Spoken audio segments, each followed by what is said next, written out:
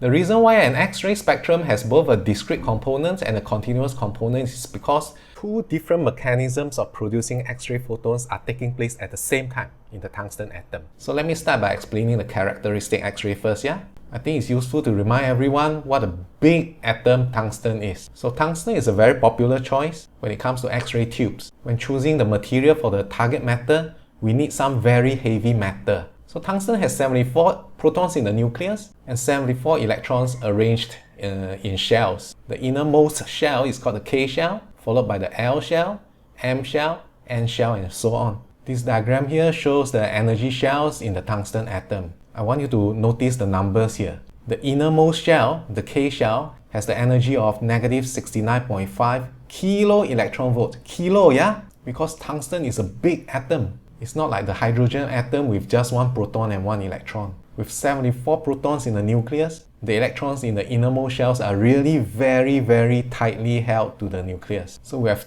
2 electrons in the K shell, 8 electrons in the L shell, 18 electrons in the M shell, and so on. The 2 K shell electrons usually will not receive any visitors. They are like hermits in some very deep cave because they are shielded by all these outer electrons. So usually an electron from the outside world is not able to make its way past all these outer shells to interact with the K shell electrons. But then in the X-ray tube, we are talking about tube electrons which are very energetic. So let's say we have a tube electron which has 59.3 kilo electron volts of Ke.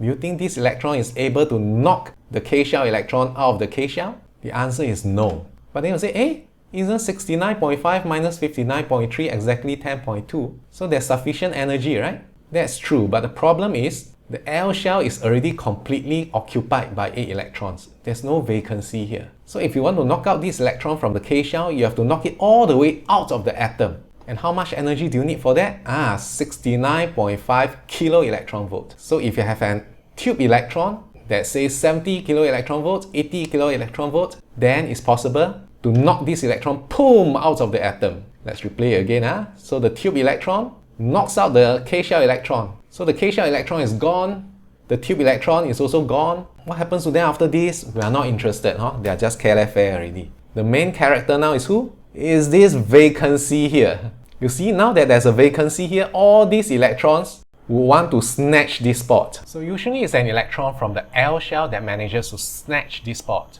So what happens is this, an electron from the L shell de-excites to occupy the vacancy in the K shell.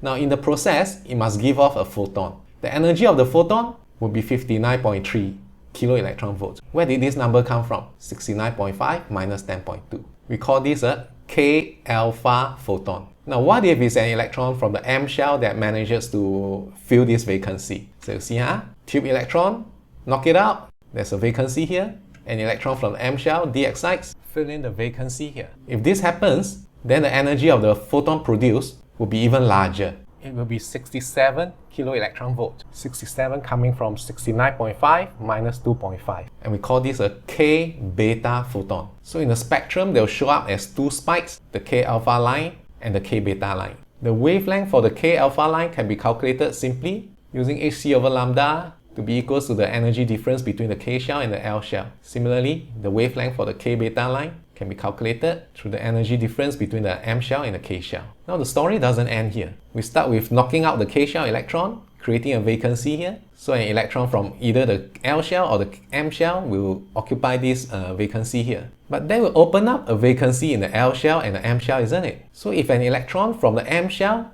de-excites to fill in the vacancy on the L shell, we get an L alpha photon. And if it's an electron from the N shell that manages to snatch this vacancy, then we get a L beta photon. So sometimes you'll see more than 2 characteristic lines. Yeah, the K lines and the L lines. So can you see why the characteristic lines have specific wavelengths? It's because the X-ray photons produced through this process is fixed by the energy structure of the tungsten atom. Okay, so now let's talk about the Bremsstrahlung radiation.